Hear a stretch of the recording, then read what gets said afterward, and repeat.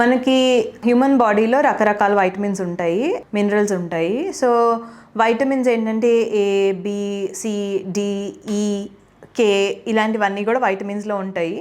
And minerals అంటే ఇంక మనకి ఐరన్ కానీ లేకపోతే కాపర్, మెగ్నీషియం ఇలాంటివన్నీ కూడా మినరల్స్ కిందకి వస్తాయి, జింక్ ఇలాంటివన్నీ. వైటమిన్స్లో ఏంటంటే మోస్ట్లీ అన్ని అంటే ఏ వైటమిన్, డి వైటమిన్, ఈ వైటమిన్, కే వైటమిన్ ఇవన్నీ ఫ్యాట్ సాల్యుబుల్ అండి. మిగతావన్నీ వాటర్ సాల్యుబుల్.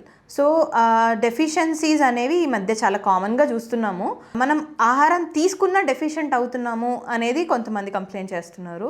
డి వైటమిన్ అనేది 90% మనకి ఎండలోనే వస్తుంది. సో ఈ రోజుల్లో మన లైఫ్ స్టైల్స్ ఎలా ఉన్నాయంటే అండర్ ద రూఫ్ వర్క్ చేస్తున్నాము, మార్నింగ్సే వెళ్ళిపోతున్నారు, మళ్ళీ నైట్ బయటకు వస్తున్నారు. సో ఇలాంటి వైటమిన్స్ అన్నీ కూడా మనం అబ్జార్బ్ చేసుకోవడానికి కూడా ఎండలో మనం నుంచోట్లేదు. అలాంటి వైటమిన్స్కి డెఫినెట్గా సప్లిమెంట్స్ ఇవ్వాల్సి వస్తుంది ఈ రోజుల్లో. బట్ ఈ మధ్య ఎల్డర్లీస్ పీపుల్ ఏం చేస్తారంటే ఇంట్లో ఉన్న వాళ్ళు at least they are making an attempt వెళ్ళి కొంచెం సేపు అరగంట ఎండలో కూర్చోవడం అలాగా. బట్ అదేంటంటే మోస్ట్లీ మనకి ఈ వైటమిన్ బి, వైటమిన్ ఏ ఇలాంటివన్నీ కూడా ఫుడ్ తీసుకున్నప్పుడు కూడా అబ్జర్వ్ అవ్వడానికి లోపల ఇంటెస్టైన్స్ అనేది ప్రాపర్గా ఉండాలి. అంటే గట్ మైక్రోబయోమ్ అని అంటాం. అంటే లోపల గట్లో గుడ్ బ్యాక్టీరియా ఉంటాయి, బ్యాడ్ బ్యాక్టీరియా ఉంటాయి. సో గుడ్ బ్యాక్టీరియా అనేది ఉన్న క్వాంటిటీని బట్టి మన గట్ హెల్త్ అనేది డిపెండ్ అవుతుంది. సో ఈ మధ్య బయట ఫుడ్స్ ఎక్కువైపోయాయి, పిజ్జాస్ అని, బర్గర్స్ అని ఇలాంటివన్నీ బయట కన్సంప్షన్ ఎక్కువైపోయింది, హెల్దీ ఆయిల్స్ యూజ్ చేయట్లేదు. సో అందరి గట్ మైక్రోబయోమ్ అనేది చాలా డిస్టర్బ్ అవుతుంది. సో మనం నాన్ వెజ్ నేను రోజు తింటానండి కానీ నాకు అయినా B12 డెఫిషియెంట్ ఏంటి అని చాలామంది అడుగుతున్నారు. సో గట్ మైక్రోబయోమ్ అనేది సరిగ్గా లేకపోతే మనం తిన్నా కానీ అది అబ్జార్ప్షన్ సరిగ్గా అవ్వదు. సో ఐరన్ కానీ, కాల్షియం కానీ, లేకపోతే B12 కానీ ఇలాంటివన్నీ కూడా మనకి గట్లోనే అబ్జర్వ్ అవ్వాలి.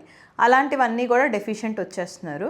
అండ్ ఎండలో వెళ్ళకపోవడం వల్ల విటమిన్ డి అనేది డెఫిషియెంట్ ఉంటుంది. అండ్ మెగ్నీషియం అనేది కూడా బాడీలో చాలా ఇంపార్టెంట్. సో మెగ్నీషియం డెఫిషియన్సీ వల్ల మనకి ఏంటంటే హెడేక్స్ రావడము, వీక్నెస్ రావడము ఇలాంటివి కూడా జరుగుతాయి. ఇవన్నీ డెఫిషియెంట్ ఉండి మనకి హెల్త్ బాగుండాలి అంటే ఎవరికి ఉండదు. కాబట్టి బయట నుంచి సప్లిమెంట్స్ ఇస్తే అన్న కొంచెం బెటర్ ఉంటారని చెప్పి వీఆర్ సజెస్టింగ్ సప్లిమెంట్స్. న్యాచురల్గా తీసుకొని గట్ మైక్రోబయోమ్ మెయింటైన్ చేస్తూ ఉంటే మనకు అసలు సప్లిమెంట్స్ అవసరం లేదు. బేసిక్ యాక్టివిటీ ఉండట్లేదు. అండ్ ఇంకోటి ఏంటంటే బయట ఫుడ్ కన్జంప్షన్ ఎక్కువ అయిపోయింది. రోజులో ఒక ½ అన్ అవర్ కూడా బయట ఎండలో ఎక్స్పోజ్ అవ్వట్లేదు. సో మిల్క్ చాలామందికి ఈ మధ్య లాక్టోస్ ఇంటాలరెన్స్లు వస్తున్నాయి. సో మిల్క్ ప్రోడక్ట్స్ అనేవి తీసుకోవట్లేదు. సో కాల్షియం అనేది బాడీలోకి వెళ్ళట్లేదు. సో కన్జంప్షన్ అనేది లేకుండా డెఫిషియన్సీ అనేది రాకుండా ఉండదు కదా. సో అందుకని కన్జంప్షన్ ఉంటే డెఫిషియన్సీస్ ప్రివెంట్ చేయొచ్చు.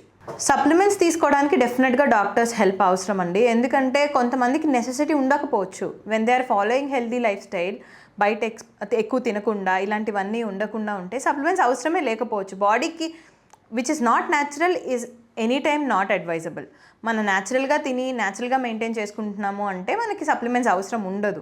సో ఒకవేళ వాళ్ళకి అవసరం లేకుండా వాళ్ళే సప్లిమెంట్స్ వేసుకుంటున్నారంటే ఓవర్ డోసెస్ అయ్యే ఛాన్సెస్ ఉంటుంది. దానివల్ల కూడా కాంప్లికేషన్స్ వస్తాయి. సో అది అవాయిడ్ చేయడానికి డాక్టర్ ప్రిస్క్రిప్షన్తో తీసుకోవడం is what I suggest. So సొంతంగా మెడిసిన్స్ తీసుకున్న వాళ్ళకి కూడా మనకి డ్రగ్ ఓవర్డోస్ అంటామండి. అలానే వైటమిన్స్ ఇవన్నీ కూడా మనకి డైలీ రిక్వైర్మెంట్ డోస్ ఉంటుంది. సో దానికి మించి తీసుకుంటే టాక్సిసిటీ వచ్చే ఛాన్సెస్ ఉంటాయి. So it is not suggestible.